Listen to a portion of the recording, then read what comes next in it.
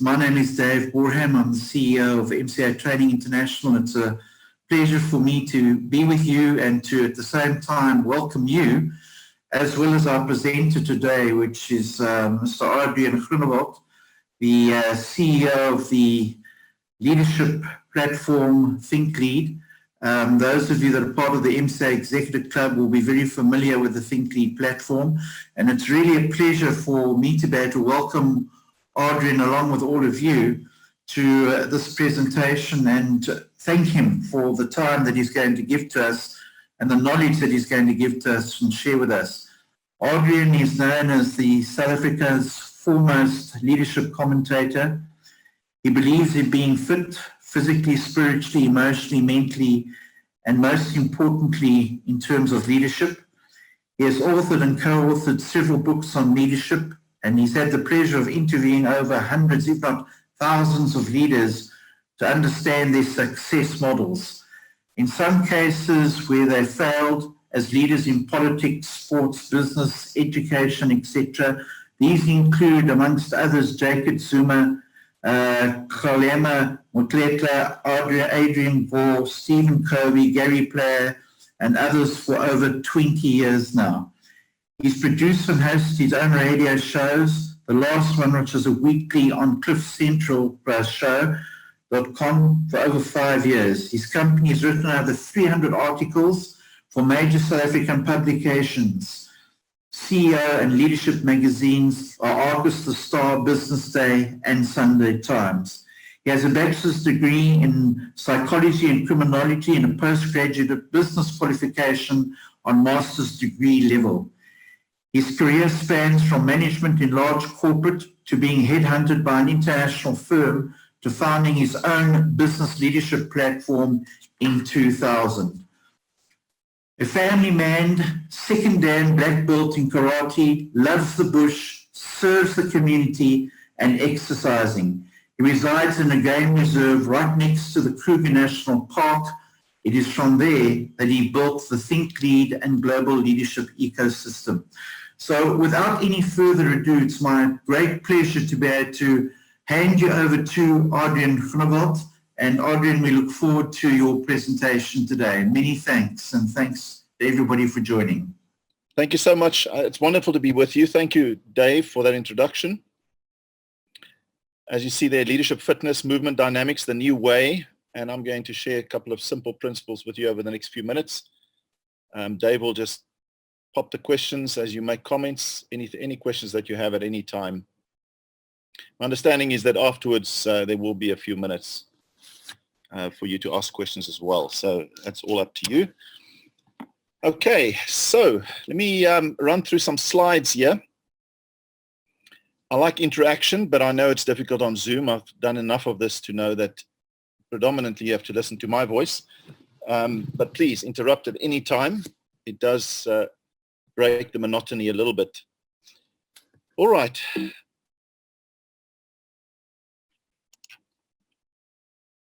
All of this Dave pretty much took care of. If my Wi-Fi drops, I am here in the bush, then give me a moment. I'll be back, of course, and I'm sure Dave will jump in and keep you busy. Here's a bit of a snapshot of the leaders over the last 20 years. As Dave said, it's hundreds, if not thousands of leaders that I've engaged on some level. This gives you a bit of an overview of some of the leaders that I've sat in front of, many of them more than once. And more often than not, just myself sitting with them and sort of getting them to share their views on leadership and successful leadership. Some of them, I think, stopped following their own principles and became failures. And you can make that call as to who those are. But this gives you a feel of the overview of leaders that I've sat with, ranging from political leaders, some former presidents, opposition leaders, top corporate leaders, sports icons, sports coaches. And as I said, this is just a snapshot. It's been a wide range, folks, of, as I said, political, corporate, social influences like the Tuli Madoncedas, and it has been an incredible journey. I also relish the times that I spent with principals of schools, ordinary individuals who are absolutely dedicated to leading, to their profession, to their purpose in life. And I remember interviewing one principal who's got a 96, 97% matric pass rate, and then another who's got 50%, both in under-resourced schools, but realizing the difference is leadership. So it's not just the big names that you see on the screen. It's also ordinary individuals. And then last year I spent time literally on every continent via Zoom, interviewing people like Dave himself, experts, authors on the current leadership crisis that we face across the world. And that was before COVID. So you can imagine what it's like now after COVID. So there we go. That gives you a bit of a snapshot.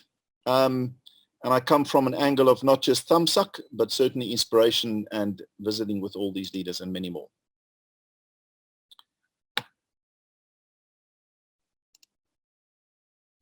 Okay, so remember when I talk about leadership, these principles, the first one is, for me, leadership is that best part in all of us. We all have a worst part, we all have a best part. And every time you are that best part, you are being a leader. Also, I believe we are all leaders, with or without title. Leadership is your first profession. If I could, I would ask what you think I mean by that. But in our society, we give a lot of credibility to someone who is a CEO or a president or a manager. And those very individuals often forget that their first profession is not being a manager or a CEO. Their first profession is being a leader. And when you see it that way, you can change a lot of things in your life, and you will change a lot of things in your life.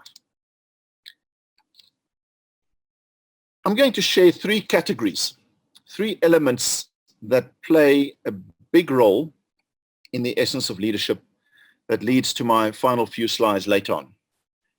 And these three elements that I present to you are on sort of arrows, or you want to call it scales, from low to high. And as I present them to you, you will see the challenge of leadership. So the first one is our environmental complexity and dynamics, going from low to high, from simple to complex. And it's how the socio-political, economic, technological environment plays out, how all these elements affect each other. So that's the first axis, that's the first scale, the first arrow, from low to high. The second one is your leadership capacity to deal with this environment.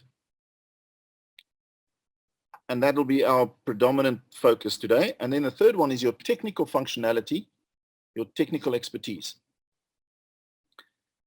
So the theory here is that many decades ago, maybe even hundreds of years ago,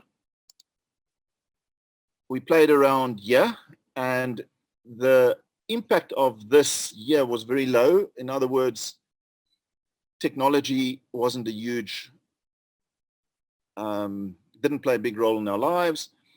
Economically, if something went wrong in Europe, it didn't necessarily impact us as vastly as it would now.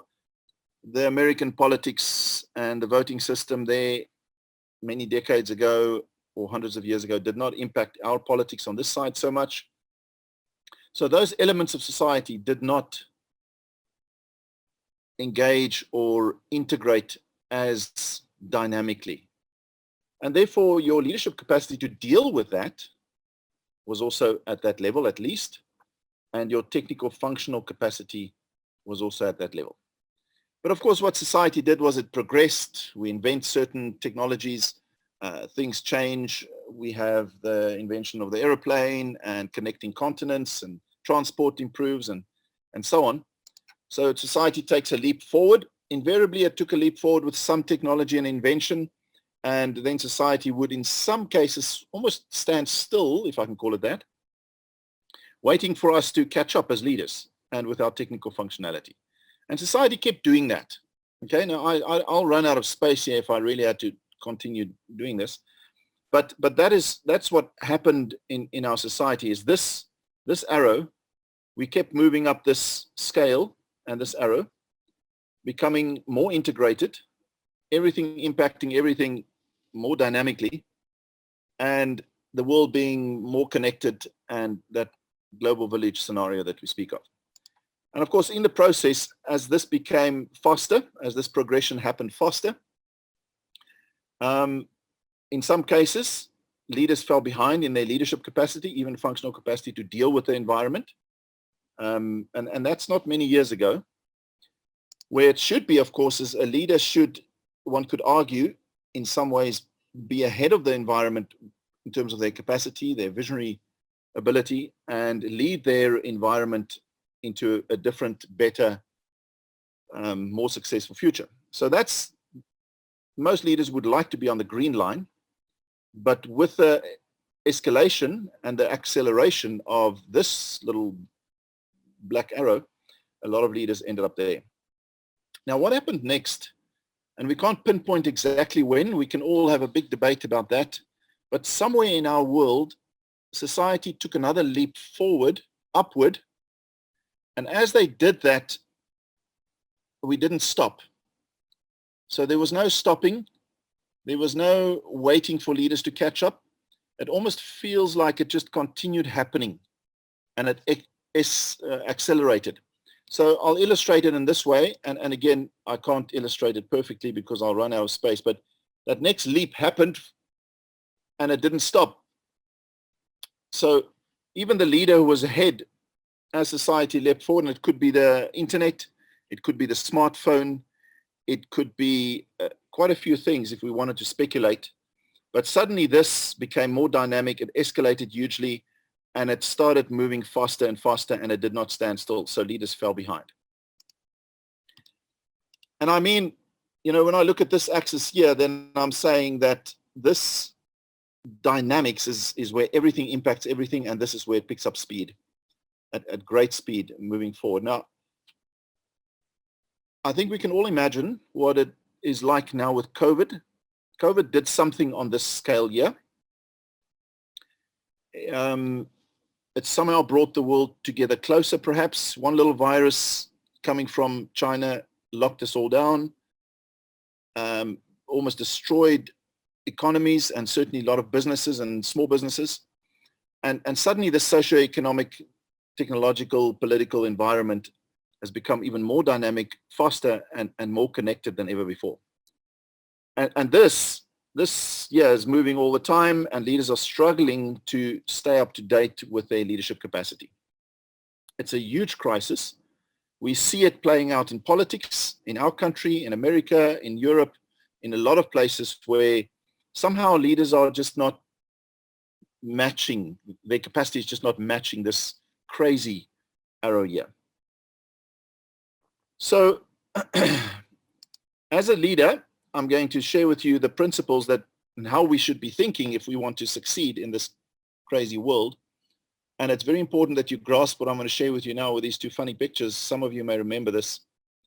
We used to have them in every park in our communities where, as a child, you would jump on these and make it go faster and faster and around, and you get dizzy and jump off. So hopefully you recognize this roundabout. I want you to imagine that this is our society. And if it's standing still, you can get on and you can move it and stop it, that sort of thing. But what's happened is our society is now moving around like this, and it's moving faster and faster and faster and faster and faster and faster. And of course, it's getting more and more difficult to get off. You can't, in fact, unless it's at great cost. And if you're like this little boy on the outside of this roundabout, and it goes faster and faster, then you will eventually be flung off. The trick to stay on this fast-moving society of ours is to go to the middle, where you are safer and where you will not be flung off or thrown off from this thing that's picking up pace. Now, I want you to grasp the going to the middle principle, because the going to the middle we equate to simplicity, universality, the ability to simplify, the ability to see the big picture, the ability to think essence as a leader. If you don't, and you are bombarded by so many theories and options and possibilities and opinions, then you will be in deep trouble as a leader if you can't think universal. So remembering this roundabout here, as a leader, you now need to develop a certain environmental fitness, a certain environmental confidence. And it's more difficult than ever before. Because how can you be confident about the environment when you don't know politically where we're going, economically where we're going, socially where we're going, morally, ethically? You know, society is so confused. And I cannot imagine what it's like to be an American right now, where they are divided in the middle. And you're saying, how can I be environmentally fit as a leader and confident about my environment in the future when things are playing out the way that they are? But nevertheless, as a leader, you need environmental confidence and fitness. Then you need leadership fitness.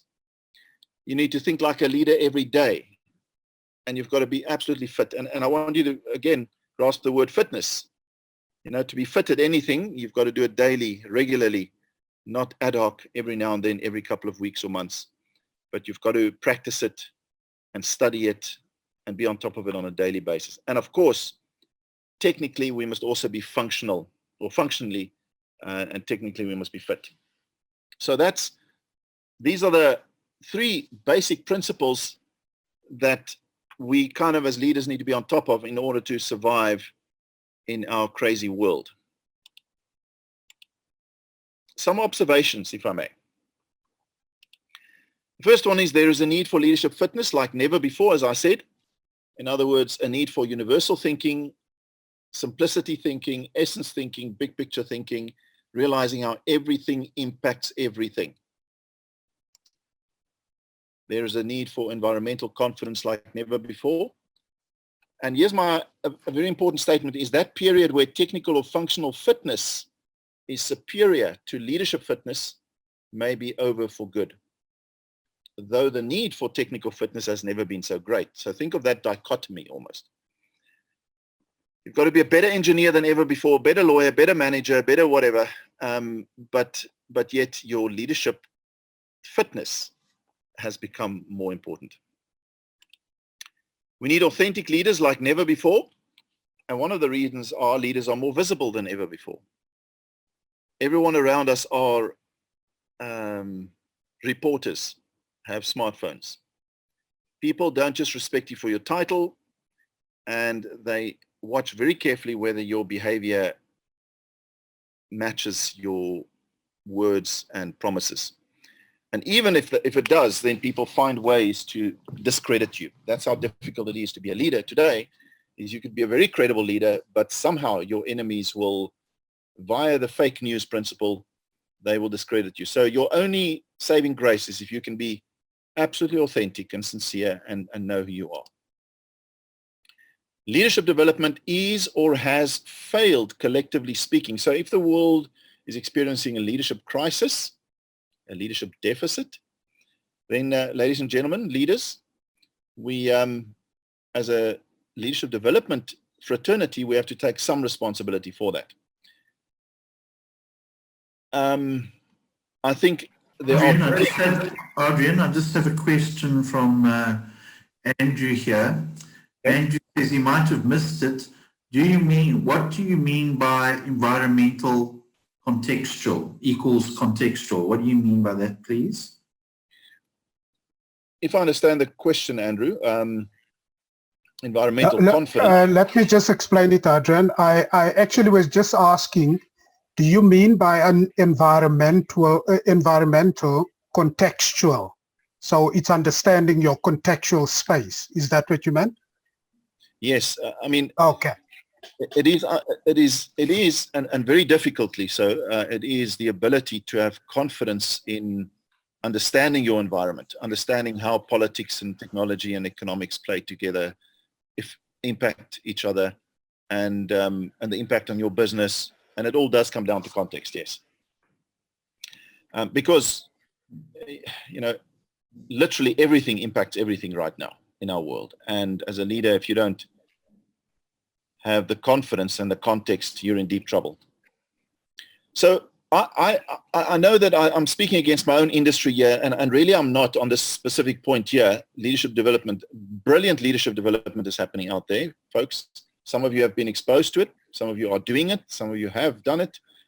But it's just not making the impact that it should and ought to at the moment. And collectively speaking, it has failed. And if we continue doing it the way we have, now after COVID, it will continue to fail. Leaders are struggling more and more to create profitable, successful movement. That's of themselves, their teams, their businesses. Then they start blaming, and they blame fake news. They blame all sorts of avenues for their failure. But you just look at the failures around you. So they are struggling to create the movement that their shareholders, their employees, they themselves are expecting. Leadership must become your first profession. It has always been, but you've got to realize it more than ever before, that is your first profession. And as I said before, leadership is that best part in all of us. Couple more observations. The current approach by leaders is not responsive enough. They are taking strain, huge strain. Leadership development has fallen behind. It is time to revolutionize it. And I mean by using technology, like we are here perhaps to some degree, the methods we're using, the cost, everything around leadership development must be scrutinized and revolutionized. Very quickly, my analogy of war still works, even though warfare is now biological and warfare is done from some drone pilot sitting in somewhere else, in the world. And they drop bombs from in the sky. When in war times, you speed up everything that you've done. You speed up as the enemy nears your borders and as the enemy approaches. You have to speed up your churning out of your soldiers, and you make the basic training of 6 months, 6 weeks. If you were close to some technological breakthrough, maybe a drone, then you force the scientists and the technologists and the engineers to expedite it. Everything is done at a higher, quicker pace. And the amount of tanks that you churned out and airplanes that were flying, whatever, you've got to expedite and speed up whatever you need in order to advance faster and overcome your enemy.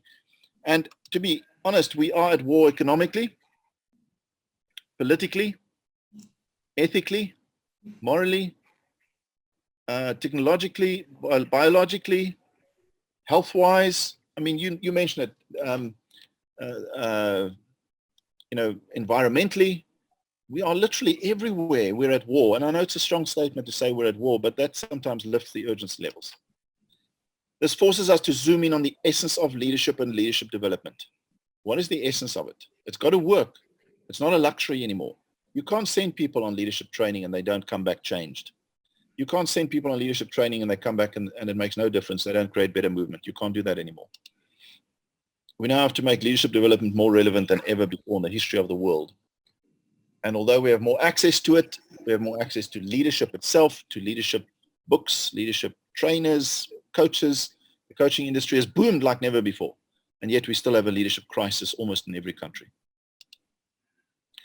All rightio. Now let's get into the meat. That's the background. That's a little bit based on the interviews and the research. Let me go a little bit deeper for you. And I'm going to say to you in the middle of that roundabout, let's think universally for a moment. Let me take you on that journey of thinking simple, of thinking essence from a leadership perspective. And I was just asked to do a write-up on a very comprehensive book, brilliant book. It really is a good leadership book. And we have so many brilliant books out there, thick books I remember sitting in front of Stephen R. Covey once, the late Stephen R. Covey, and asking him, your books are thick, Stephen Covey, Mr. Covey, Dr. Covey, your books are thick. We live in a very fast-paced world. I don't know. Don't you think they should be thinner if you had to rewrite them? And he said to me, actually, yeah, I would. He said, yeah, those were his words. I would. We need simplicity. We can't be complex anymore, although he wrote some of the best-selling, magnificent books. So if we go to the middle of this roundabout, let me speak there very quickly. One is there are two expectations of leaders. I'll have to speed up a little bit. Two expectations of leaders, of which one is universal. Okay, it doesn't matter where I appoint you as a leader, two expectations. The first one is an expectation that you will move a situation and people forward to a better place.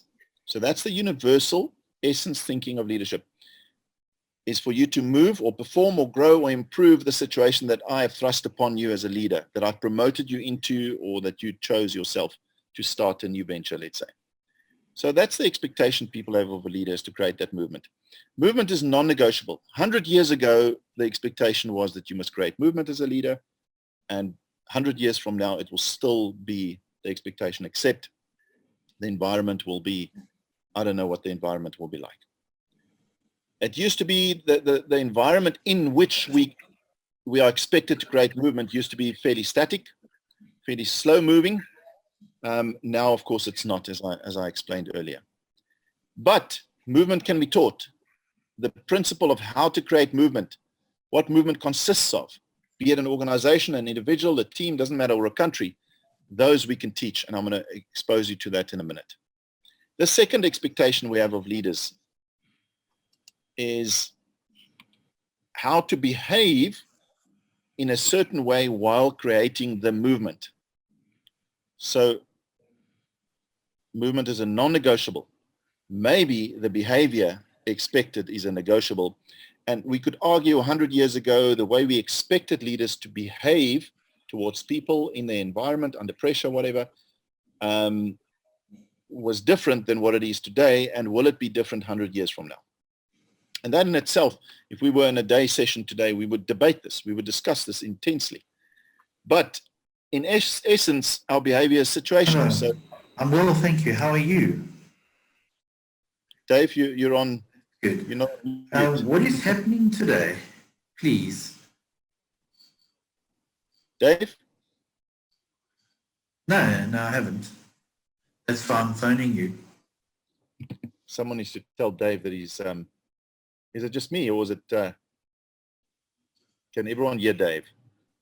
Yes, I think he needs to mute his mic. Yes, he must mute his Oh, mic. because I thought it was 3 o'clock. Let me send him a message quickly. Yeah, because Joseph, I've booked it from 3 o'clock. Let me see if I can actually. Just one sec, because I have sharing ability, folks. Just be patient there. I'm going to quickly end show. I think he has muted now.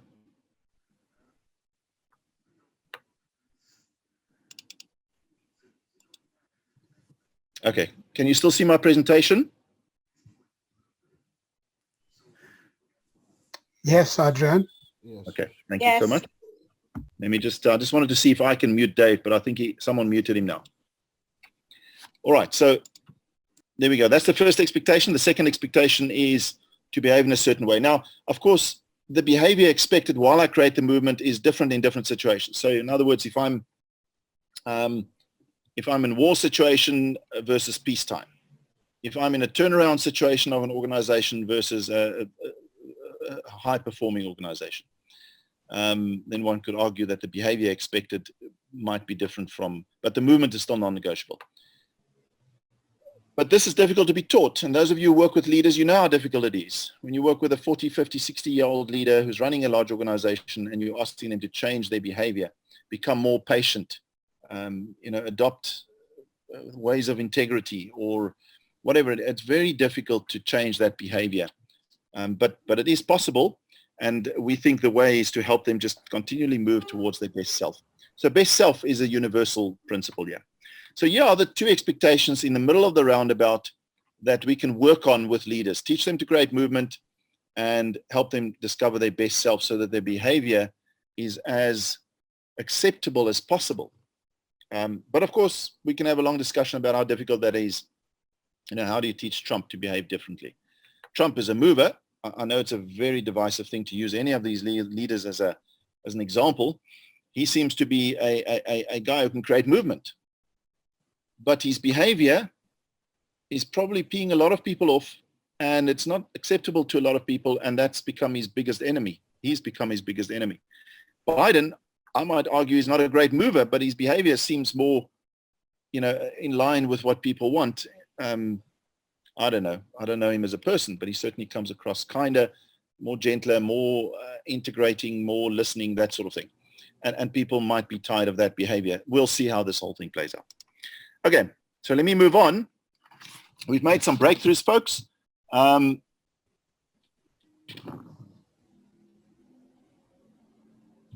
let me share them. We have uncovered the universal law of movement, and we can make it relevant to leadership in any environment. Okay, so that universal thing, tick there. We have uncovered the process that activates movement and much more, and we can transfer that skill. You can turn people into movement specialists. We can teach a leader how to practically create movement, that practical fitness, the ability to take a situation and move it around, to turn around a business. That can all be done. It's possible to create that knowledge fitness, to make sure a leader is aware of leadership all the time, to make sure that they don't just read a book every couple of months, or to make sure they don't just go on a program every couple of weeks, that sort of thing. So we can actually bring leadership to the forefront of people's minds. We can implement leadership fitness programs in our society. And we can help leaders move towards their best self with intense reflection and the coaching journey. There's a lot we can do to expedite leadership fitness, to improve the skill to create movement, and to behave in acceptable ways as a leader.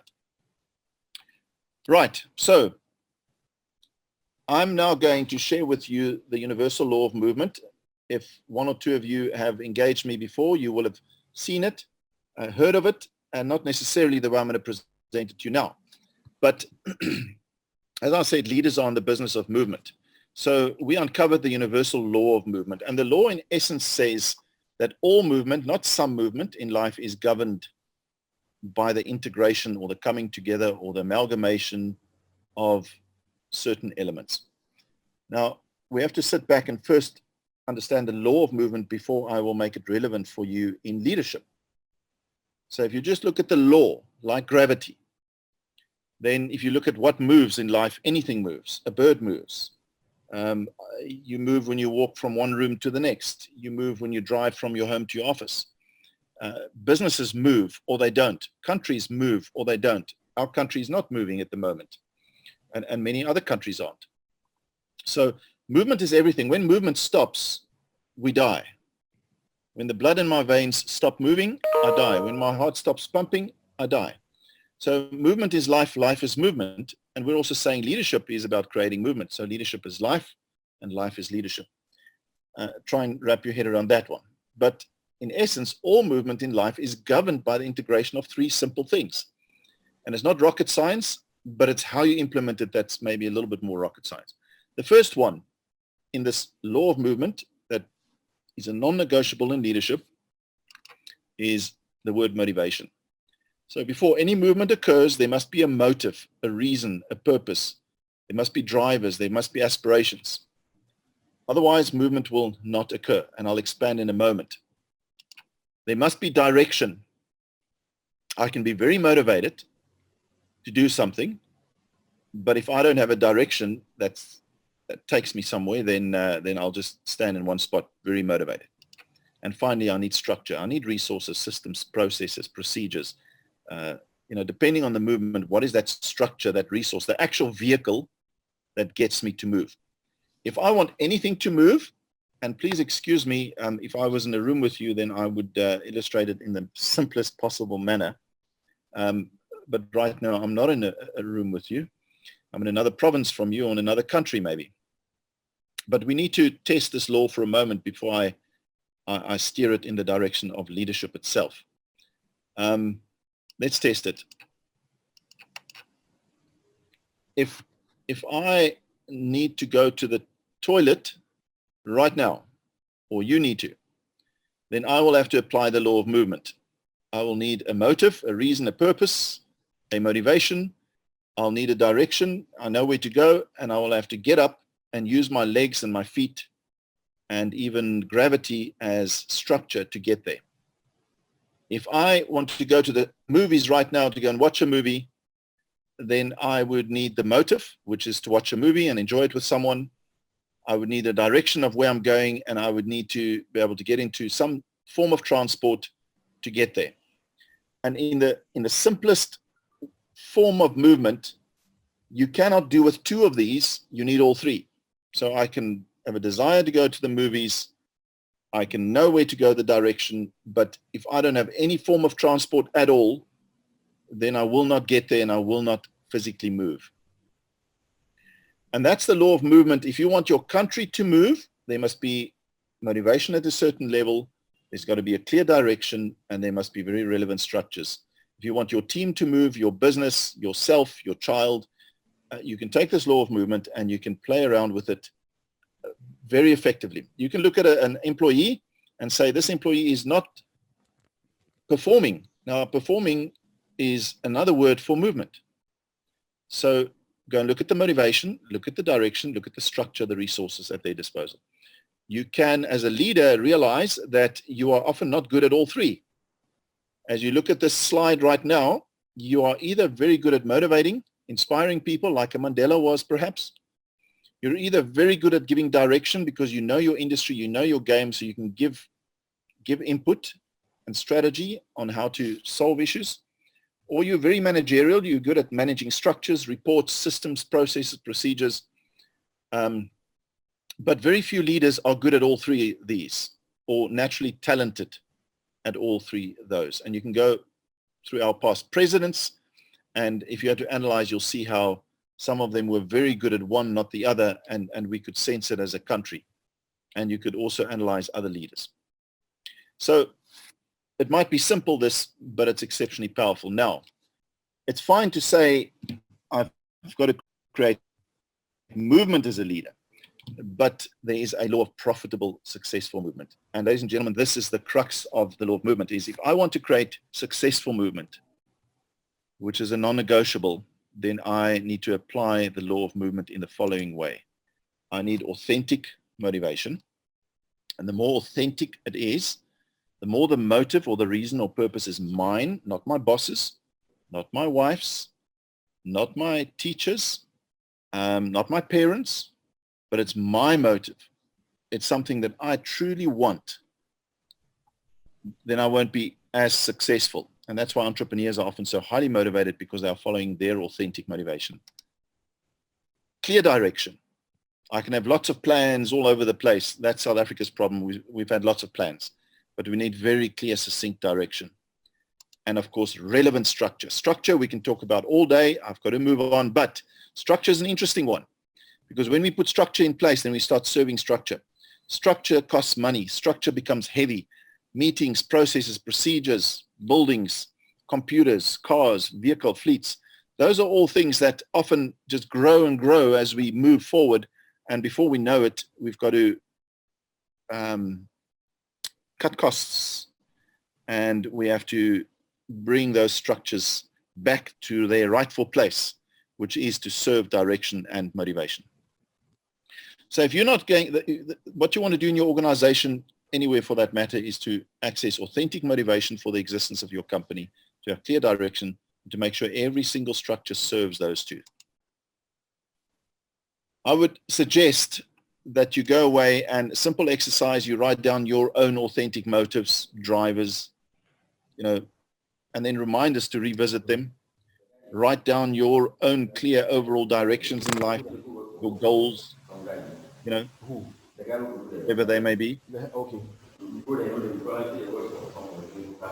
Write down your relevant structures, resources.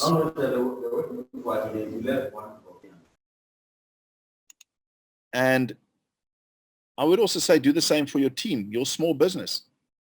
If you go and analyze your large business that you may be running, then you will see that you do have some of this in place, your motive, your vision, your strategy, your resources and so on, and your budgets. You've got those things in place, but they've got to be aligned all the time. And then the last principle I want to share with you is, as we dug in deeper and we evaluated and interviewed all these leaders over the last 20 years, we discovered not only that what they have in common is movement. They didn't have attributes in common necessarily. They were all unique, different and complex individuals. If people say to me, Adriaan, all these interviews, what do these leaders have in common? Well, I can think of a couple of things they have in common, but really they are all unique and different and complex. What they do have in common is the ability to create movement at one stage in their life, which is why they are where they are. But the other one is we discovered that they have a unique attitude towards problems and challenges and just when things get tough, then they have a very unique attitude towards it. And so we dug deeper, and of course we discovered the law of resistance. And that's just all movement, change, or growth in life is accompanied by resistance. And that's challenges, obstacles, constraints, issues, problems. So it's fine. I can have authentic motivation. I can have clear direction, and I can have a relevant structure. But the moment that movement starts happening, and the more it picks up pace, the more resistance I will have. The more I will have competitors, competition, and just challenges galore. So as a leader, I've got to learn to manage the law of resistance. My attitude should be a certain way. And, given more time, I would discuss the law of resistance with you and just say, is it good or bad? Ask yourself how you feel about the law of resistance. How do you feel about problems and challenges? We all just want movement to happen. But the truth is, the one cannot go without the other. The law of movement becomes relevant because of resistance. And when we hit reality, then the law of resistance, it humbles us. It forces us to improve, to streamline, to work harder. It builds character. It makes us who we are. And movement without resistance cannot have any context, cannot have any meaning. And the two play together. Universally, they need each other. So as a leader, your attitude toward resistance should be very positive. And I would say, what's holding you back? So if you put down your law of movement elements as a leader, then the big next question is, what is holding me back as a leader, as a team, as a company? How do we discuss and confront directly what's holding us back in terms of the law of resistance? I strongly encourage you folks, that's our 45 minutes sharing with you the universal law of movement. And I strongly encourage you to sit back and say, okay, what will I do differently based on this discussion? How can I develop my environmental fitness, improve my leadership capacity, my functional fitness as well? And how do I create better movement? How do I process the law of resistance? We've got a process called the Destiny Chain that unlocks the law of movement. We've also uncovered that, which is a whole new discussion. But as you step away from this conversation today, I encourage you with everything inside me. The world needs movers. The world needs people who can create movement and whose behavior is their best self, whose behavior is impeccable, with steeped in integrity. But we need movement for our country, for our organizations, for our planet. Like never before, we need movement to take place. So that's any questions about any of the principles. That's my brief message. Dave? Great. Adriaan, thank you very, very much. I'm sure everybody's found it extremely interesting and very valuable. I couldn't agree with you more on the aspect of leadership being a process of movement and why we're failing in the actual development of leaders, effective leaders. I think you and I have discussed it on a couple of occasions in the past. And I just look at the authenticity of leadership and how important that is, that integrity that you were speaking about. It's all very well to move. It's all very well to have a direction. It's what does that direction align with the value? Does it align with the principle? And so I think there's a lot of food for thought from what you shared with us today, and really appreciate your insight and wisdom. Just before we say goodbye, I just want to ask anybody if they have any questions that anybody would like to ask Adriaan, please just unmute and go ahead and ask the question. And I'm sure Adriaan will do his best to answer that for you. Thank you. Are there any questions? So thanks very much, Dave and Adriaan, for that input.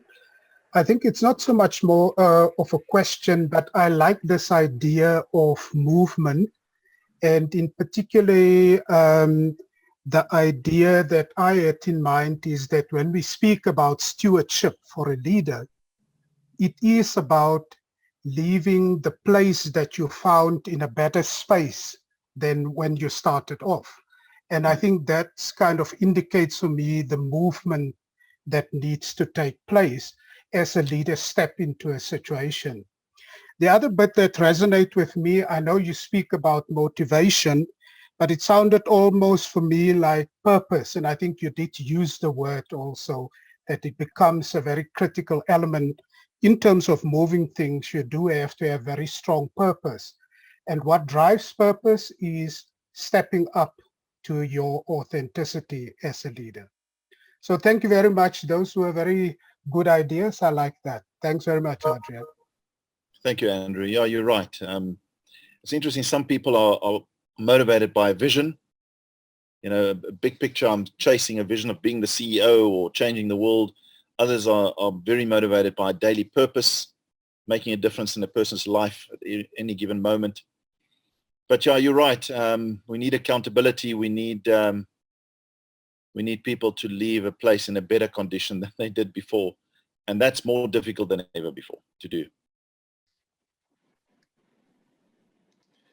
Yes, Adriaan, if I could possibly also just comment on the whole statement around a leader's attitude towards resistance. I think if you could lead by resistance, also thinking about your expectation that because it's the right direction, because you've thought it out, because the structures are in place, there shouldn't be resistance is actually principally flawed. And if you then make that conscious decision to say, listen, there's going to be resistance, and the more resistance I expect or I get is almost like an indication that maybe I'm busy doing the right thing here. If you've really asked the question around your own authenticity, if you've asked the question around the structures, are